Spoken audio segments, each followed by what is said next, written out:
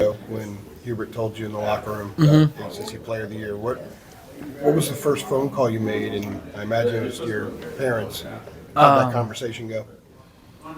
It went well, but the way HD kind of just released the news, it was definitely from a genuine place, and I almost got emotional after I was saying words to the team.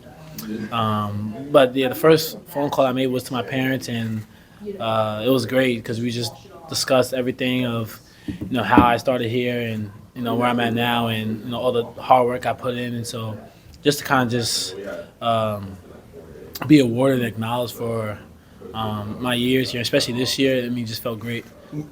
Was part of the emotion he connected you to his uncle, Walter?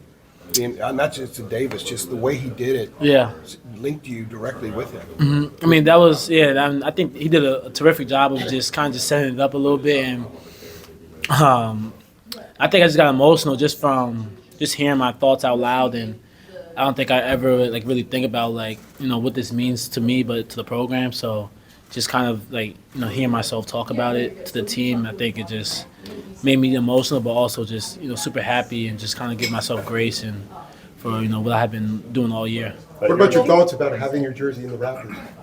That's even more big time. A lot of the greats that went here, and just to see there's no number 4 up there, and for me to make history like that, I mean I can't be more proud of myself than that, especially the amount of players that went here and had the history and the success they had. So for number 4 and the Davis to go up there, I mean it means a lot to me. What were your parents' reactions when you called them?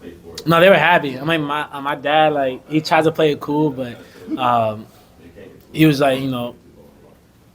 welcomed me with open arms, and he was super happy for me. But he was here, so we actually went out to dinner that night.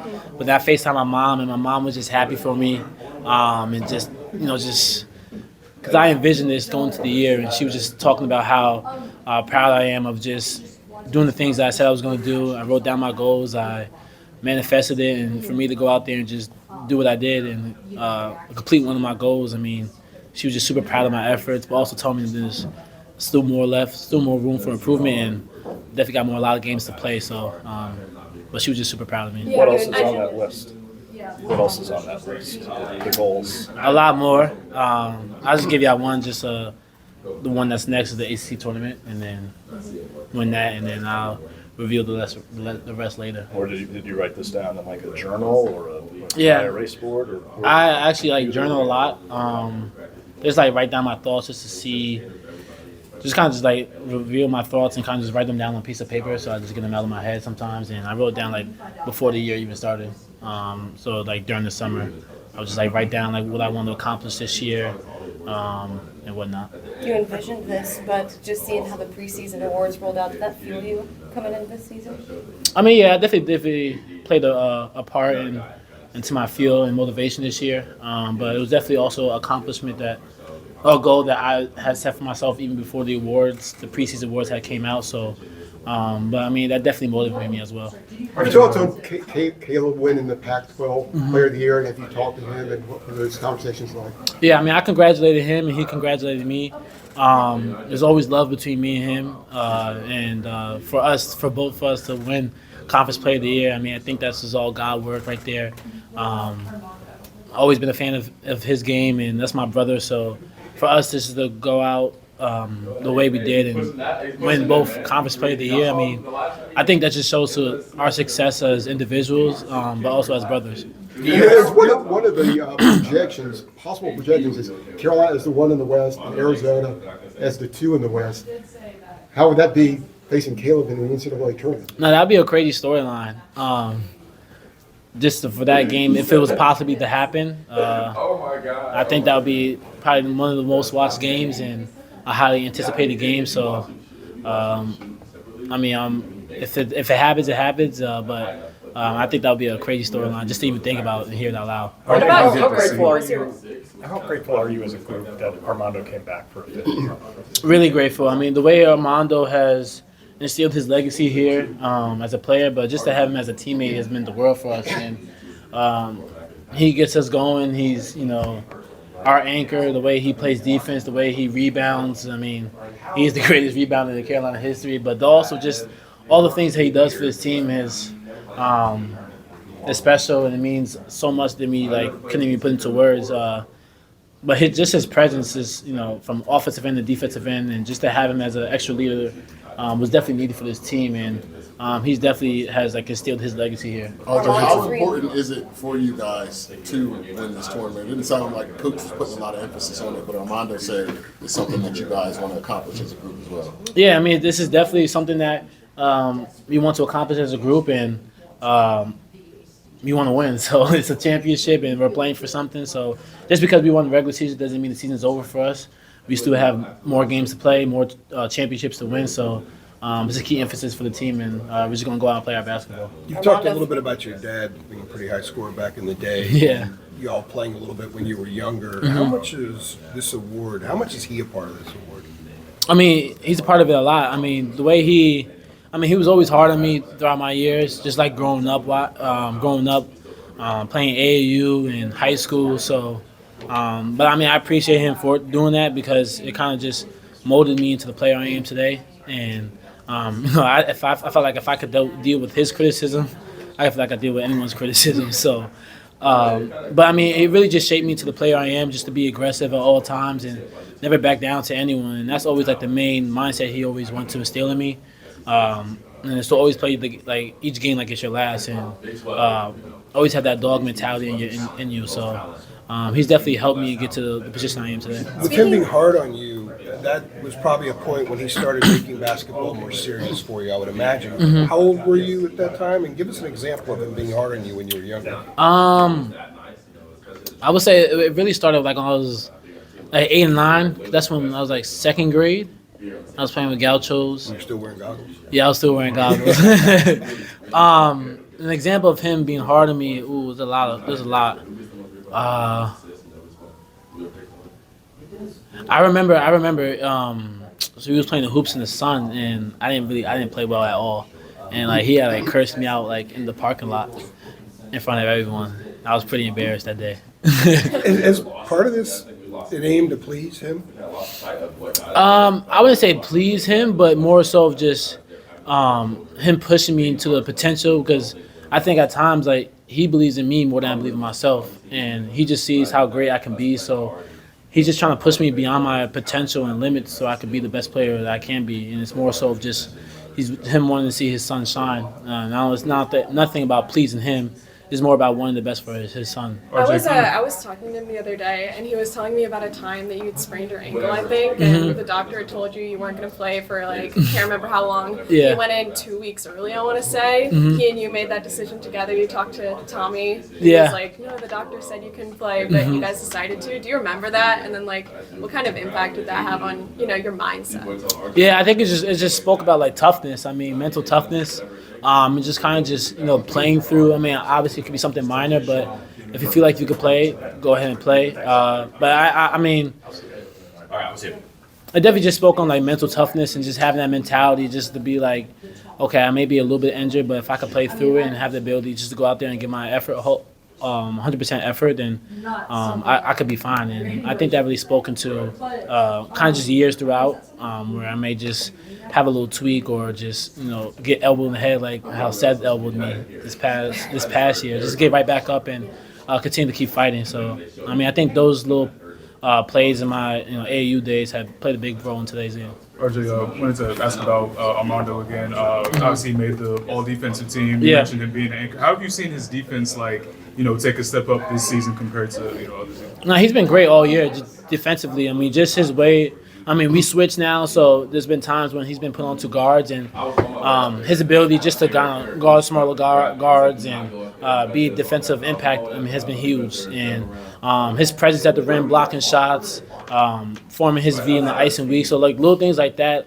I mean, Mando's been great all year round, and I know a lot of people always talk about the offense and stuff like that, but his defensive presence has been huge for this team, and it really has got us going, and has led us to win games. So big credit to Mondo because he's been doing a good job. Have you seen him kind of like? How have you kind of seen that like change the defense or change the way you can play defense? Like, Yeah. have you seen that? I know you guys obviously have Right. a lot of different personnel already, but have you kind of seen that like change the way you guys play?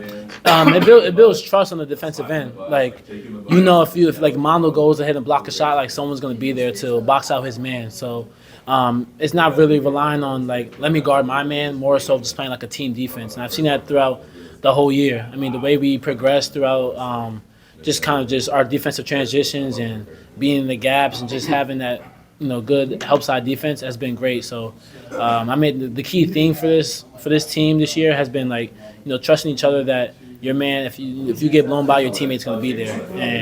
And that all started with Mondo and just him having the ability to trust his teammates. RJ, has Mondo referred to himself as a 3-and-D guy with you? Nah, I mean he refers to himself as a slime. I know he probably told you that, but I wouldn't say 3-and-D. I don't think anyone would say that. I wouldn't say any. I'm gonna say yeah, but I mean he does have the ability to knock the three down. I think y'all saw that against Notre Dame. Yeah, I just worry that the combination of that and all defensive team may create a monster. Nah, yeah, he's solid though. Would you like to see more little pick and pop plays for him? Or? I told him I said if you're open, just shoot it. I've seen you especially at the top of the key. Top of the key is like his spot. So I have confidence in him shooting that three. So Well, the overall defensive level, has it risen to the level that it was during the 10-game win streak? How have you seen that evolve? Because there was a stretch there when it wasn't as good. I mean, I think we definitely took some strides defensively, and we been doing a good job of doing that and just moving in the right direction. I think we have another step that we could take further and go beyond. But right now we're in a good position defensively. We just got to continue to keep doing that and just take it one game at a time. But right now we're in a good spot, and we see what happens when we play really good team defense. So as long as we see that in the film and see the positive aspects of that, then we'll be more than fine. RJ, talk to me about the vlogs. Is there one coming out soon? Yeah, I'm actually vlogging this one right now. Oh, yeah? The ACC tournament, so. What's the kind of response been like to those? They're gaining a lot of traction on social media. Yeah. Your friends like them? Nah, my friends love it. And the main ones on me about it, you need to post, you need to stay on it. Yeah. I'm telling it's kind of hard for me to vlog and play basketball at the same time. So, but I mean, I have two videos in the making right now. Uh-huh. I've recorded Louisville and senior night. And has it been good for is it just a fun pastime, or why'd you start doing it? I mean, I've always had a weird obsession for YouTube.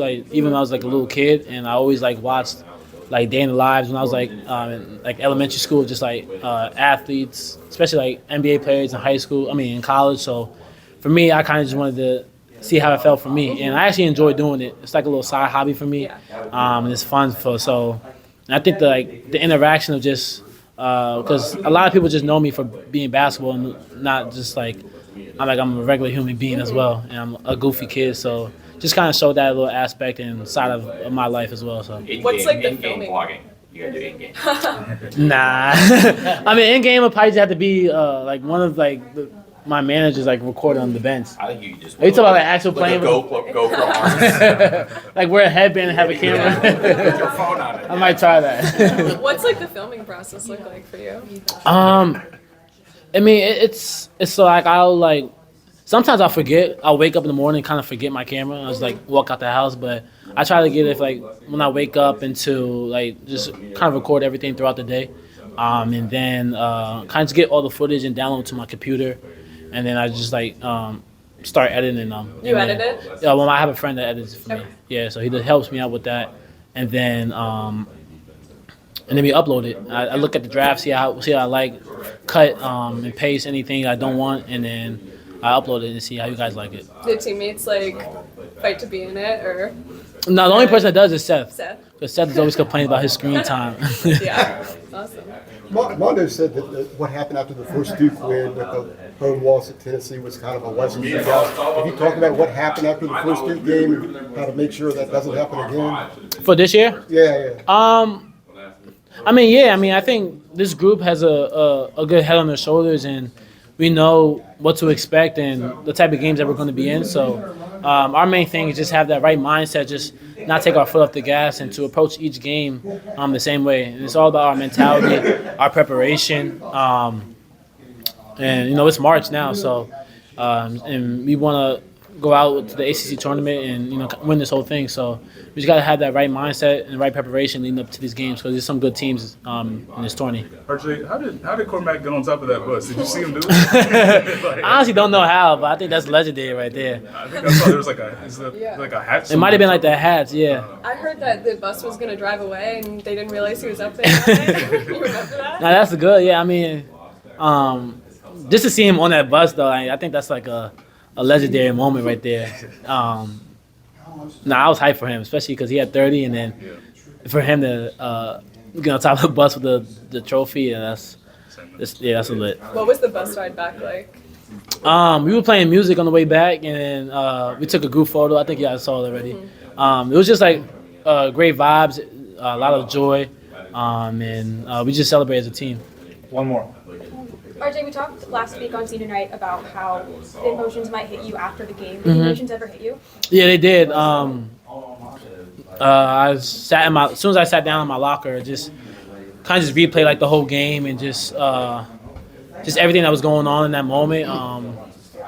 So I mean, it was special, and I really enjoyed that game just because of everyone was it just felt like a fun game, and just seeing everyone smiling and having fun out there. That's what like really brought me like kind of just emotional. I didn't shed a tear or anything, but it's more so just excitement and joy. Thanks, RJ. Yep.